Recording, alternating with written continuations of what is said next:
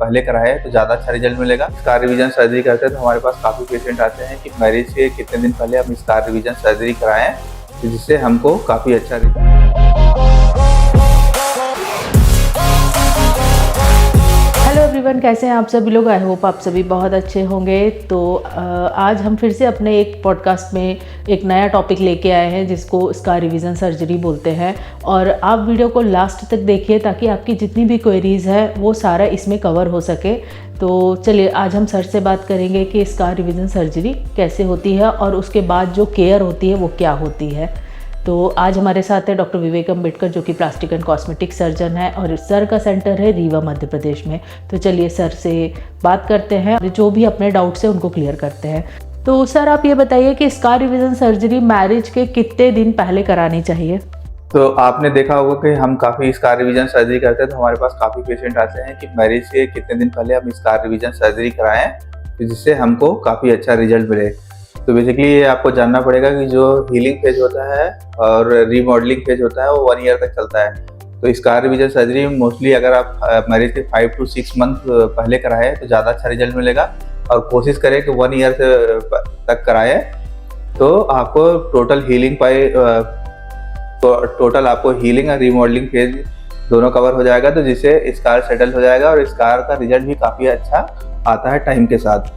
तो सर आप हमें ये बताइए कि स्कार के बाद हम कैसे केयर कर सकते हैं उसकी। तो स्कार रिवीजन सर्जरी कराने के बाद बेसिकली आपको जो केयर बताते हैं वो ध्यान रखना है, सन एक्सपोजर अवॉइड करना है और एंटीबायोटिक क्रीम लगाना है, जिससे जो स्कार है वो अच्छा रहे और उसमें कोई इन्फेक्शन ना होने पाए, और एंटीबायोटिक लेना है, एंटीबायोटिक क्रीम लगाना है जिससे स्कार हील हो। तो सर ये बताइए, जैसे after scar revision surgery patient को धूप से, सनलाइट से बचना चाहिए कि नहीं बचना चाहिए। तो काफ़ी पेशेंट हमने देखा है जो स्कार रिवीजन सर्जरी कराने के बाद फोटोग्राफ भेजते हैं, उनका स्कार जो है ब्लैक जैसा दिखता है। तो बेसिकली उनको अगर सन एक्सपोजर रहेगा या रेडिएशन होगा या खाना बनाएंगे तो उसमें रेडिएशन होता है, तो जिससे स्कार में कालापन आता है और स्कार और ख़राब दिखने लगता है।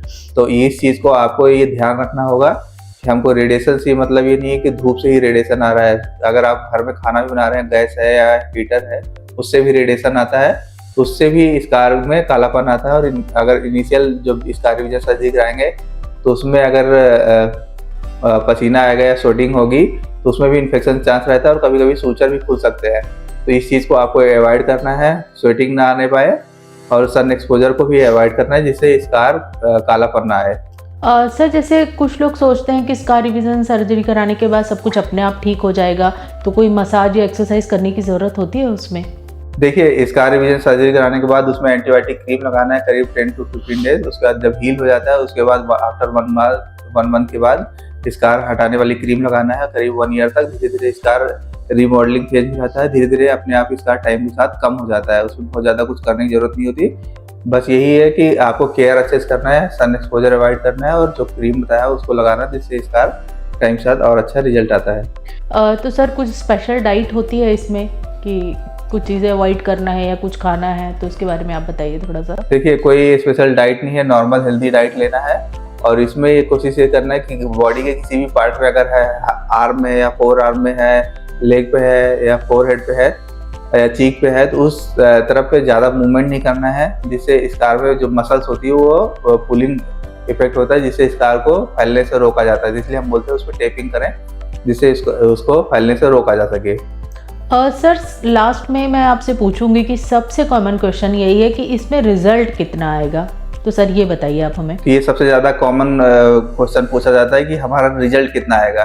तो कोई भी स्कार रिवीजन सर्जरी करते हैं तो उसमें अगर हम स्कार रिवीजन करते हैं तो जो नॉर्मल टिश्यू होता है पास ही उसको अप्रॉक्सीमेशन करते हैं। तो जो 2 स्किन को जोड़ते हैं उसमें एक लकीर जैसा रहता है, वो भी टाइम के साथ कम होता जाता है। अगर हम स्किन ग्राफ्टिंग करेंगे तो वो रिजल्ट वो चीज़ मैच नहीं होता है। तो बेसिकली ये देखा जाता है कि जहाँ का टिश्यू है, अगर फेस का है तो फेस से ही टिश्यू से रिप्लेस करें तो वो ज़्यादा अच्छा रिजल्ट दिखाई देता है।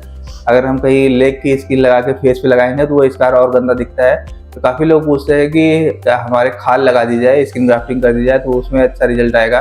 तो ये रिजल्ट उसमें अच्छा नहीं दिखाई देता क्योंकि स्किन ग्राफ्ट और डार्क कलर की होती है। तो कोशिश ये की जाए कि अगर हम वहीं का टिश्यू लगाया जाए या स्किन अप्रॉक्सीमेट किया जाए तो ज़्यादा अच्छा रिजल्ट दिखाई देता है। तो काफ़ी लोग पूछते हैं कि उनका खुद का गूगल से जो नॉलेज लेते हैं उनके अकॉर्डिंग अगर स्किन ग्राफ्ट कर दी जाए या खाल लगा दी जाए तो रिजल्ट ज़्यादा अच्छा दिखाई देगा। तो उनके लिए ये है कि अगर कोई भी टिश्यू हम हटाते हैं तो वहीं के टिश्यू से अगर हम रिप्लेस करें तो ज़्यादा अच्छा रिजल्ट दिखाई देता है।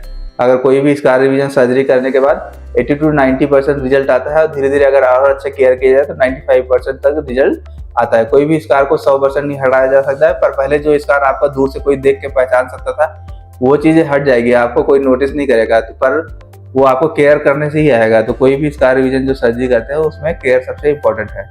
तो फ्रेंड्स, आपको सर ने आपको आंसर दिए, मेरे ख्याल से आपको अच्छे लगे होंगे और कुछ चीज़ें क्लियर भी हुई होंगी। अगर आप में से कोई भी इसका रिवीजन सर से कराना चाहता है तो सर का सेंटर है रीवा मध्य प्रदेश में। आप सर को व्हाट्सअप कर सकते हैं, सर को कॉल कर सकते हैं, सर को डीएम कर सकते हैं। सर फेसबुक, व्हाट्सअप और इंस्टाग्राम पे अवेलेबल है। तो आपको अगर सर्जरी करानी है तो बेझिझक सर से करा सकते हैं। Thank you so much sir, आज आपने इसका रिवीजन के बारे में बताया। तो चलिए जल्दी मिलते हैं अपने नेक्स्ट पॉडकास्ट में, तब तक के लिए थैंक यू, नमस्ते, बाय।